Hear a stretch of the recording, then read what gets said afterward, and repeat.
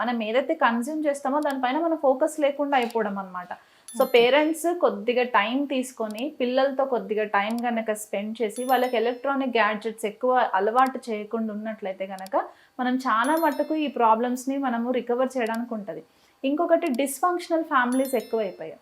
అంటే single parent raise చేయడము, whatever the reasons are, ఆ డిస్ఫంక్షనల్ ఫ్యామిలీస్ అంటే వెస్ట్ యొక్క కల్చర్ ఇక్కడ ఇండియాలో కూడా ఎక్కువ ప్రామినెంట్ అయిపోయేసరికి అదే చెప్తున్నాను కదా, ఫాస్ట్ ఫార్వర్డ్ లైఫ్కి అలవాటు పడిపోయి డబ్బు బాగా సంపాదించేయాలి, ఉన్న టైంలో డబ్బు సంపాదించాలి. కానీ వాళ్ళకి అర్థం కాని కాన్సెప్ట్ ఏంటంటే ఎంతైతే డబ్బు సంపాదిస్తున్నామో అదే లెవెల్లో మళ్ళీ మనం హాస్పిటల్స్కి పెడుతున్నాం. సో అందుకనే దానికంటే బదులు కొద్దిగా మన లైఫ్ స్టైల్స్లో మనం చేంజెస్ చేసుకుంటే ఈ ఆలస్య వివాహాలు, ఒకవేళ ఆలస్య వివాహం జన్మ జాతక రీత్యా కొద్దిగా ఇబ్బంది అయ్యింది అని అంటే అది పాయింట్ని మనం కన్సిడరేషన్ చేసి పక్కన పెట్టుకుంటే మిగతా అదర్ ఆస్పెక్ట్స్ ఏవైతే ఉన్నాయో అవి మన కంట్రోల్లో ఉన్నాయి కాబట్టి దానికి కొద్దిగా మనం చేంజెస్ చేసుకున్నట్లయితే ఇది ఒక చైన్ ప్రాసెస్ లాగా స్టాప్ చేయడానికి ఉంటుంది.